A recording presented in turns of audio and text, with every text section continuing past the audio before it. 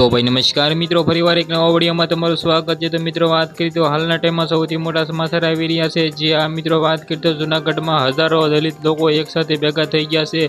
जेमां मित्रों राजुभाई सोलंकीए सौथी मोटो खुलासो कर्यो छे। जेमां तेने कह्युं हतुं भाई के मने छेल्ली वखत 2 करोड़नी ऑफर आई थी कि भाई तू आंदोलन बंद करी दे, परंतु मित्रों दलित युवक ने मार मारवामां आव्यो हतो। त्यारबाद हालना टाइम में सौथी मोटा समाचार ए मळी रह्या छे कि मित्रों गणेशभाई गोंडल ने गिरफ्तार करी लेवामां आव्या छे ने કેટલા વર્ષની સજા થઈ છે અત્યારે તો કોઈ પણ જાણકારી નથી મળી રહી। પરંતુ મિત્રો હાલના ટાઈમમાં આપણે વાત કરીએ તો તેને રિમાન્ડ મિત્રો મંજૂર કરી શકે છે અને આવનારા ટાઈમમાં આપણે એ જોવાનું રહેશે કે તેને કેટલી સજા થઈ શકે।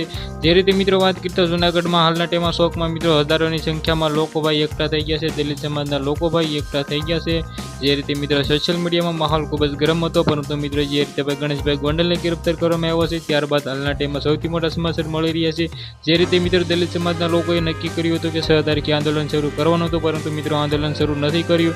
જે રીતે મિત્રો બધા લોકો એકઠા થઈને ખુલ્લેઆમ કહી દીધું છે કે ભાઈ આપણે કોઈથી ડરવાનું થતું નથી। કારણ કે મિત્રો તમને બધા લોકોને ખબર છે કે ગણેશભાઈ ગોંડલ છે તેનું સારું એવું નામ હતું, તે કોઈ પણ દિવસ મિત્રો જેલમાં ગયા નહોતા, પરંતુ મિત્રો આ વખતે તેની સામે દલિત સમાજ એ ભારે પડ્યા છે ને ખુલ્લેઆમ મિત્રો એમ કીધું ખોબા પડી ગયા તો પણ ખોટું નથી। એવી રીતે ભાઈ હાલના ટાઈમમાં સોશિયલ મીડિયાનો માહોલ ગરમ છે। આવનારા ટાઈમમાં આપણે એ જોવાનું રહેશે કે મિત્રો ગણેશભાઈ ગોંડલ કેટલા દિવસ જેલમાં રહી છે, પરંતુ મિત્રો દલિત સમાજના લોકો છે એ ગુસ્સે છે।